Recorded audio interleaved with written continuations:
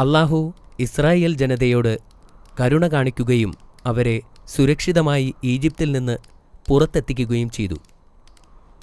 മരുഭൂമിയിലൂടെ കുറച്ചു ദിവസം നടന്നപ്പോൾ അവർക്ക് ദാഹിക്കാൻ തുടങ്ങി. അപ്പോൾ പ്രവാചകനോട് തൻ്റെ വടിവച്ച് പാറയിലടിക്കാൻ അല്ലാഹു കൽപ്പിച്ചു. എന്തൊരത്ഭുതം! പാറയിൽ നിന്നും 12 നീരുറവകൾ വന്നു. ഓരോ നീരുറവയും 12 വ്യത്യസ്ത ഗോത്രക്കാർക്ക് വേണ്ടിയുള്ളതാണ്. വെള്ളം പങ്കുവയ്ക്കുന്നതിൽ യാതൊരു തർക്കവും ഉണ്ടാവാതിരിക്കാൻ വേണ്ടിയാണ് അല്ലാഹു ഇങ്ങനെ ചെയ്തത്.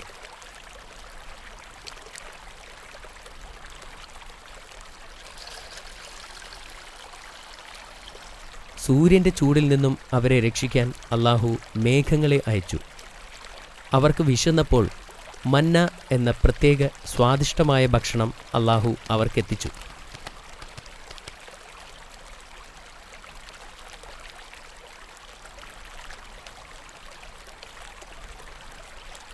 എന്നിട്ടും അല്ലാഹുവിൻ്റെ ഔദാര്യത്തിൽ പലരും പ്രവാചകനോട് പരാതി പറഞ്ഞു. മൂസാ നബി ജനങ്ങളെ ശകാരിക്കുകയും അടിമത്വത്തിൽ നിന്ന് ഇപ്പോൾ മോചിപ്പിക്കപ്പെട്ടിട്ടേയുള്ളൂ എന്ന് ഓർമ്മിപ്പിക്കുകയും ചെയ്തു. അതിൽ സന്തോഷിക്കാനും അല്ലാഹുവിൻ്റെ ഔദാര്യത്തിന് നന്ദി പറയാനും ആവശ്യപ്പെട്ടു.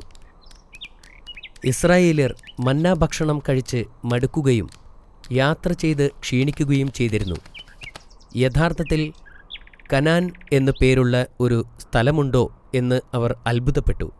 എവിടേക്കാണ് പോകേണ്ടത് എന്നറിയാതെ ജനങ്ങൾ ദിവസങ്ങളോളം മരുഭൂമിയിലൂടെ സഞ്ചരിച്ചു. ഒടുവിലവർ സീനായിൽ പ്രവേശിച്ചു. ഈജിപ്തിലേക്ക് പോകുന്നതിന് മുമ്പ് ദൈവത്തോട് സംസാരിച്ച സ്ഥലമായിരുന്നു ഇതെന്ന് നബിക്ക് മനസ്സിലായി. മൂസാ നബി അലൈഹിസ്സലാം ആ പർവ്വതത്തിലേക്ക് കയറാൻ തീരുമാനിച്ചു.